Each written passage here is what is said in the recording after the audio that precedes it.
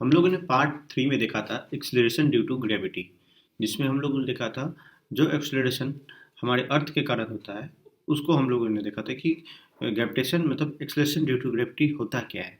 इसमें हम लोगों ने प्रूव किया था कि जी का value 9.8 metre per second square जो आता है उसको हम लोगों ने फाइंड किया था। G G equal to 9.8 metre per second square. Acceleration due to gravity का मतलब हो गया जो एक्सीलरेशन अर्थ के कारण हो रहा है उसको हम क्या बोलेंगे, एक्सीलरेशन ड्यू टू ग्रेविटी। और यहाँ पे इसका फॉर्मूला था कैपिटल जी बाई एम और बाई आर स्क्वायर। एम क्या था, मास था किसी भी ऑब्जेक्ट का। आर यानी रेडियस उसका, अगर ये है तो इसका यहाँ से ये कितना डिस्टेंस होगा, सेंटर्स, ठीक है। उसके बाद हम लोगों ने देखा था ये कैलकुलेट द वैल्यू ऑफ जी हम लोग किए थे कि 9.8 कैसे आता है, ठीक है। और उसके बाद हम लोगों ने देखा था जनरल इक्वेशन ऑफ मोशन को देखा था। जनरल इक्वेशन ऑफ मोशन में भी equal to u plus a t था, s equal to u t plus half a t square था, ये वाला इक्वेशन था। और v square minus you square equal to two a s था। Equation for the body under free fall ये क्या था, v equal to u plus g t था। तो दूसरा इक्वेशन था u t plus half g t square, और तीसरा था B square minus you square equal to two H, ठीक है।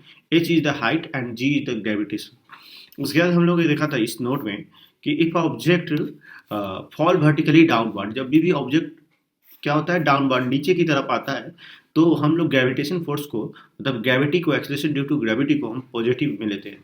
अगर if object is thrown vertically upward तो हम लोग ग्रेविटेशन फोर्स को क्या लेते हैं, मतलब एक्सेलरेशन ड्यू टू ग्रेविटी को, ये जो एक्सेलरेशन हो रहा है अर्थ से, तो हम लोग इसको निगेटिव में लेते हैं। अगर वो if object thrown vertically upward, अगर अपोजिट डायरेक्शन में मतलब ऊपर की तरफ जा रहा है तो हम माइनस जी लेंगे, और जब नीचे की तरफ आएगा कोई भी ऑब्जेक्ट तो उसको हम प्लस जी लेंगे, ठीक है। उसके बाद हम लोगों ने ये देखा था, इसका ये एग्जांपल के थ्रू भी देखा था। अब पार्ट 4 में हम लोग डिस्कस करेंगे दो चीज के बारे में। एक था हम लोग का मास और दूसरा वेट। आज का टॉपिक है हम लोग का, एक है मास, मास किसे कहते हैं, और दूसरा है आपका ये वेट, वेट किसे कहते हैं।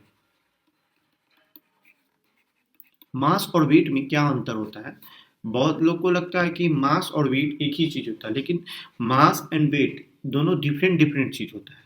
हम लोग देखेंगे इस लेक्चर में यही देखेंगे कि मास और वेट में क्या फर्क होता है, मास क्या होता है, ठीक है, और वेट क्या होता है। मास को अगर बोला जाए, अगर हम लोग को मास को डिफाइन करना हो तो मास को कैसे डिफाइन करेंगे, मास मास को हम डिफाइन करेंगे किसी भी ऑब्जेक्ट के पास जो टोटल कंटेंट होता है जिससे हम लोग इनर्शिया को मेजर कर सके उसको हम मास बोलते हैं। जैसे इसको कैसे लिखेंगे, mass, mass is the total content,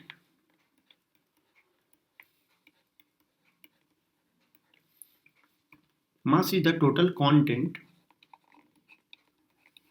mass is the total content of the body.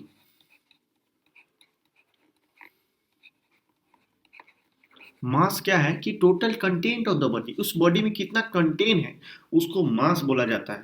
Content of the body which measure the inertia of body, measure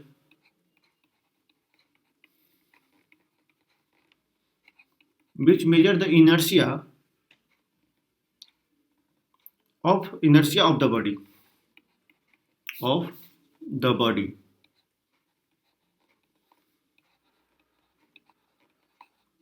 Mass is the total content of the body which measure the inertia of the body। Inertia का हम लोग तीन form देखे थे, inertia in rest, inertia in motion, inertia in direction. Motion हो गया, inertia in motion हो गया, डायरेक्शन हो गया। और ये हम लोगों ने देखा था कि उसको मेजर करने में, ठीक है, उसको मेजर करता है, ठीक है। क्या बोलेंगे, mass, mass is the total content किसी भी बॉडी में। यहाँ पे मास क्या है, टोटल कंटेंट होता है। और हम लोग देखे थे, जब हम लोग केमिस्ट्री पढ़ेंगे तो उसमें क्या दिया हुआ है मास के बारे में कि मास कैन नाइदर बी क्रिएटेड और नॉट बी डिस्ट्रॉयड, डाल्टन्स का एटॉमिक थ्योरी में बोला गया हुआ है।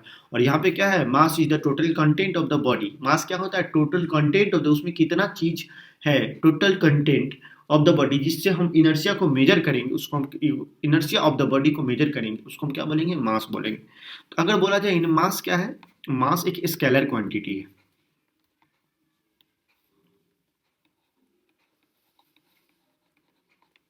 Scalar quantity,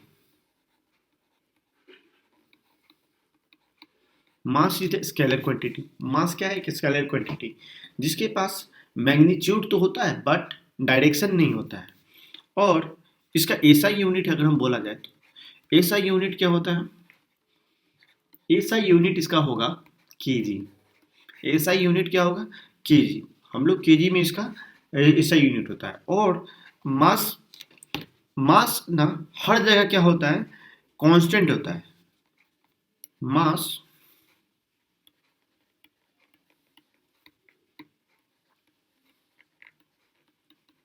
remains constant everywhere।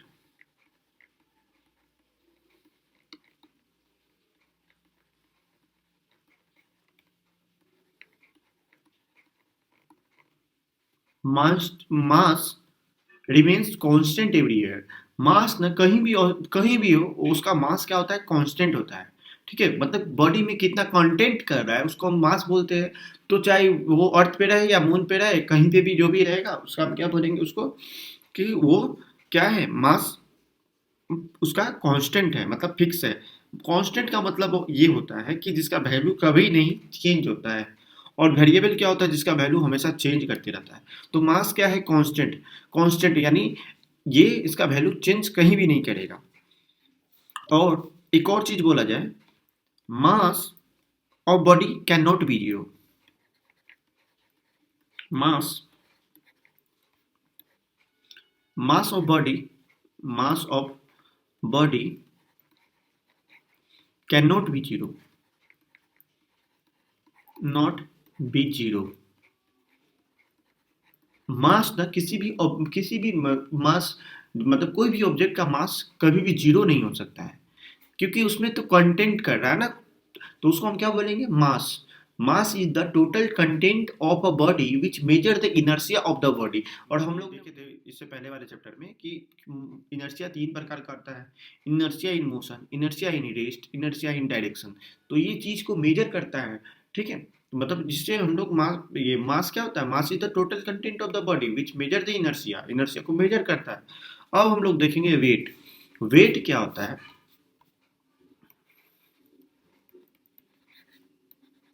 Wait क्या होता है, वेट को अगर बोला जाए, द वेट, वेट क्या होता है, एक फोर्स होता है जो कि अट्रैक्ट करता है टुवर्ड्स द अर्थ। जैसे अगर हम इसको मान लिया जाए कि हाँ, ये हमारा अर्थ है, ये हमारा अर्थ है।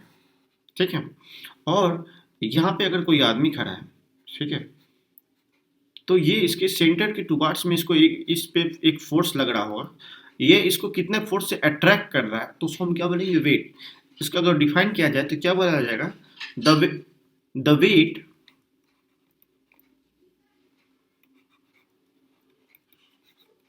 the weight of an object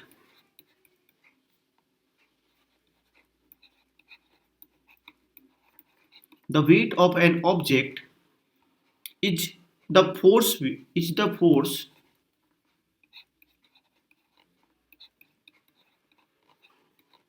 is the force with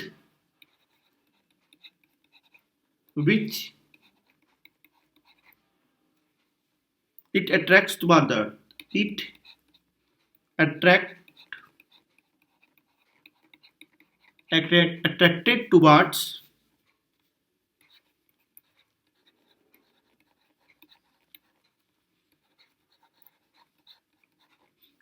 earth. Weight क्या होता है, the weight of an object is the force.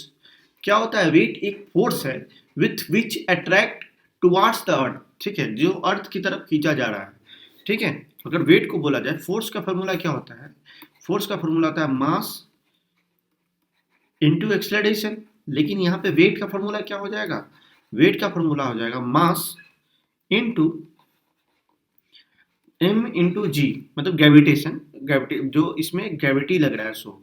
तो मास क्या हो गया, mass weight equal to M और जी। ठीक है, और वेट इक्वल टू हम लोग ये, क्योंकि इसमें देखिए इसका मास क्या, इस आदमी का मास अगर m है और इसका मास अगर कैपिटल M है, तो इस दोनों के बीच में क्या फोर्स लग रहा है, अगर इसको देख दिया जाए तो वेट इक्वल टू हम ये भी लिख सकते हैं कैपिटल G, मतलब हाँ m, ये g जो होता है यूनिवर्सल ग्रेविटेशनल कांस्टेंट है पूरे स्पेस में। अगर g मतलब हमको एक्सेलरेशन ड्यू टू ग्रेविटी निकालना होगा तो ये या किसी का फोर्स निकालना होगा तो इसी g का वैल्यू हम लेंगे।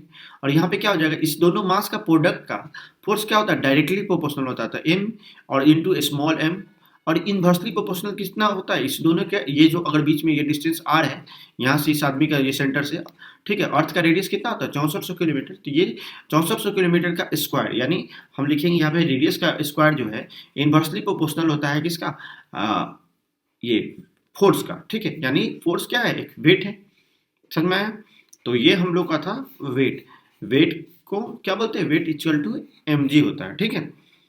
अब मतलब अगर देखा जाए ये इंपॉर्टेंट पॉइंट में अगर हम वेट के बारे में दिया जाए यहाँ पे और ये था आपका मास,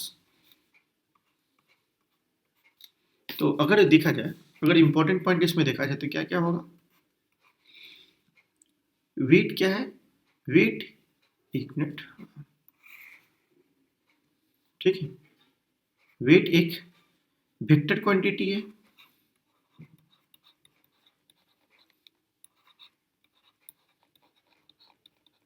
वेट एक वेक्टर क्वांटिटी है। वेक्टर क्वांटिटी का मतलब क्या होता है कि उसके पास क्या होगा, वेक्टर क्वांटिटी, यानी वेक्टर क्वांटिटी किसको बोलते हैं, जिसके पास मैग्नीट्यूड होता है और डायरेक्शन दोनों होता है, उसको हम क्या बोलते हैं, उसको हम बोलते हैं वेक्टर क्वांटिटी। अब ये कैसे काम करता है, ठीक है, अगर बोला जाए तो ये it acts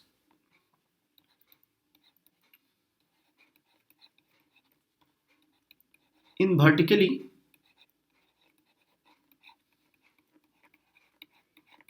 it acts in vertically downward direction।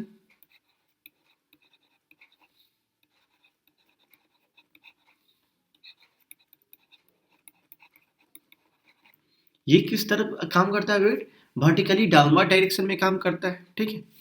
SI unit अगर वेट का बोला जाए तो क्या होगा, न्यूटन होगा। एसआई यूनिट क्या होगा इसका, एसआई यूनिट इसका क्या होगा, न्यूटन होगा। इसको हम क्या बोलेंगे, एन बोलेंगे, कैपिटल एन, ठीक है। और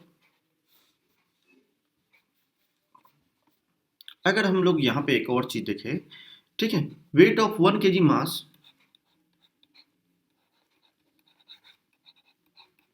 weight of 1 kg mass, weight of 1 kg मास को हम क्या बोलते हैं, 9.8 न्यूटन। ये याद रख, ये इंपॉर्टेंट है कि किसी भी ऑब्जेक्ट के पास 1 kg मास होगा, ठीक है, तो उसको हम क्या इक्वल टू 9.8 होगा, ठीक है। अब हम लोग देखेंगे दूसरा,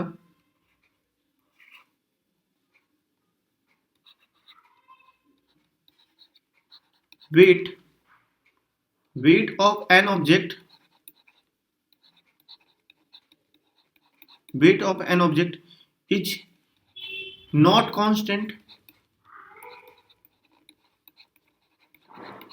wait of an object is not constant. ये क्या करता है, ये it change from, it change from it change from place to place, place to place। इसको हम लोग देखेंगे, ठीक है, इसको हम एक्सप्लेन करेंगे कि कैसे होता है, ठीक है। It change from place to place, ये कैसे होता है इस चीज को देखेंगे। और दूसरा पॉइंट को हम लोग एक्सप्लेन करेंगे। तीसरा पॉइंट में आपको बोल रहा है कि in space, in space where where g equal to zero, g equal to zero, then अगर ग्रेविटेशनल फोर्स जीरो होगा तो क्या होगा, then weight equal to zero होगा, ठीक है। और चौथा पॉइंट क्या हो गया, centre of earth, centre of earth, centre of earth, ठीक है, वहां पे क्या होगा, वेट क्या होता है सेंटर ऑफ अर्थ के पास, weight become, weight become zero. अब हम इस सारे पॉइंट को हम एक्सप्लेन करते हैं, ठीक है, बाय पिक्टोरियल, ठीक है, पिक्टोरियल से हम इसको ये देखते हैं। जैसे दूसरा पॉइंट हमारा था, ये वाला जो पॉइंट था, इसको अगर हम लोग एक्सप्लेन करेंगे तो weight of an object is not constant, it change from place to place, ठीक है। अब हम लोग यहाँ पे देखेंगे, इसमें दो कंडीशन आता है। अर्थ हमारा को पता है कि इलिप्टिकल शेप में मतलब आ जाता है, मतलब यहाँ पे एक इस शेप का एक हमारा आ जाता है, अर्थ हमारा इस तरह का चपटा है थोड़ा सा, ठीक है। तो हमारे जो इक्वेटर है इसके पास डिस्टेंस ज़्यादा होगा कंपेरिजन टू पोल, पोल के पास जो डिस्टेंस होगा, अगर एक मिनट अगर इसको एक, ठीक है, अगर इसको अगर हम एक बार देखा जाए, हमारा अर्थ जो है क्या है, इस तरह से चपटा है, और इक्वेटर के पास जो डिस्टेंस होगा वो सबसे ज़्यादा होगा कंपेरिजन टू ये, ठीक है। अगर मतलब यहाँ पे तो हम लोग इसमें दो दो डायग्राम बनाते हैं और उससे हम लोग समझेंगे यहाँ पे, ठीक है। अर्थ का मास हम लोग मान लेते हैं m, ये इसका जो है, ये यहाँ पे इसका इक्वेटर है, ठीक है। अर्थ का मास m है, इस दोनों पे एक आदमी खड़ा है, मतलब एक पे यहाँ पे एक आदमी खड़ा है, ठीक है, यहाँ पे एक आदमी खड़ा है, ठीक है, और एक आदमी यहाँ पे खड़ा है नॉर्थ पोल में, ठीक है। तो दोनों में किसका ज्यादा फोर्स, मतलब किसको सबसे ज्यादा फोर्स लग रहा होगा वो हम लोग देखेंगे, ठीक है। तो हम लोग यहाँ पे देखेंगे कि ये फोर्स क्या करता है, डिफरेंट में चेंज करते रहता है। तो हम लोग यहाँ पे क्या देखेंगे, it change from place to place, यानी यहाँ का अगर इसका इस आदमी का मास अगर m हो और इस यहाँ का डिस्टेंस r है, ठीक है, और ये डिस्टेंस अगर हम r दिया जाए, ये स्मॉल r है, और यहाँ पे कंडीशन क्या है, इक्वेटर पर सबसे ज़्यादा डिस्टेंस है, यहाँ कम होगा, यानी कैपिटल R जो है वो बड़ा होगा किससे, इससे, ठीक है। ये चीज़ हमको पता है। और अगर हम ये क्या बोला था, फोर्स का फॉर्मूला क्या हो जाता है, कैपिटल G यूनिवर्सल कांस्टेंट, और ये मास ऑफ मतलब दोनों का मास का प्रोडक्ट का डायरेक्टली प्रोपोर्शनल होता है, यानी मास को बढ़ाएंगे तो फोर्स इंक्रीज कर जाएगा, ठीक है। और डिस्टेंस को अगर बढ़ाएंगे तो डिस्टेंस बढ़ाएंगे तो फोर्स घटेगा, डिस्टेंस घटाएंगे तो फोर्स ज़्यादा होगा, ठीक है। तो कंपेरिजन में दोनों में किसके पास ज़्यादा फोर्स, मतलब सबसे ज़्यादा फोर्स कहाँ पे लग रहा होगा, इस वाले पिक्चर में, पिक्चर 1 में, मतलब इसको हम पिक्चर 1 में ले लेते हैं, इसको 2 ले लेते हैं, दोनों में फोर्स कहाँ ज़्यादा लग रहा होगा, तो हम लोग इसको देखेंगे। इसमें इसका मास, अर्थ का मास m है, इस आदमी का मास m है, इसमें यहाँ भी कैपिटल स्मॉल m है, ठीक है, और दोनों का डिस्टेंस दिया हुआ है। तो फोर्स इक्वल टू क्या हो जाएगा, फोर्स इक्वल टू हो जाएगा यहाँ पे capital G capital M into small m, और यहाँ पे आ जाएगा कैपिटल R स्क्वायर, और ये R स्क्वायर क्या है, छोटा है, मतलब बड़ा है, ठीक है। और यहाँ पे फोर्स क्या हो जाएगा, यहाँ पे फोर्स 2, अगर यहाँ पे ये पहला फोर्स ले लेते हैं और यहाँ पे दूसरा फोर्स, ठीक है, तो यहाँ पे क्या इसका आ जाएगा m इंटू m, ठीक है, बाई स्मॉल का R स्क्वायर, ठीक है। तो इस दोनों में किसका फोर्स ज़्यादा होगा, इसमें ये वाला का ज़्यादा फोर्स होगा, ये फोर्स ज़्यादा होगा क्योंकि इसमें डिस्टेंस कम है, डिस्टेंस कम होता है तो फोर्स ज़्यादा होता है, ठीक है। मतलब अगर हम यहाँ पे अगर देखा जाए नोट्स में इम्पोर्टेंट पॉइंट में, तो इसको हम क्या करेंगे, अगर फोर्स बढ़ाएंगे, ठीक है, मतलब फोर्स बढ़ाएंगे, ठीक है, फोर्स बढ़ेगा तो क्या होगा, डिस्टेंस क्या होगा, घटेगा।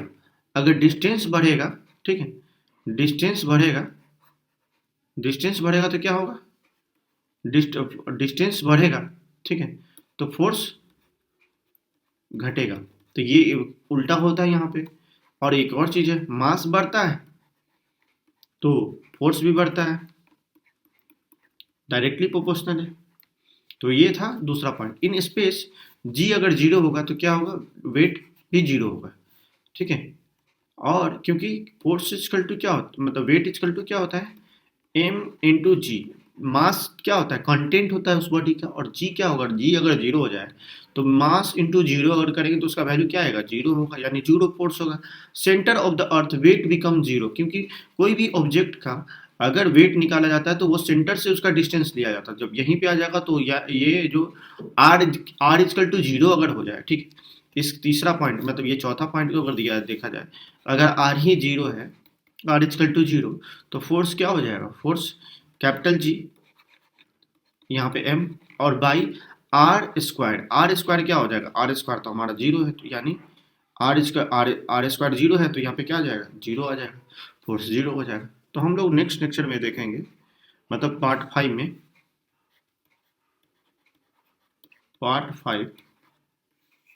में हम देखेंगे wait of an object on the moon.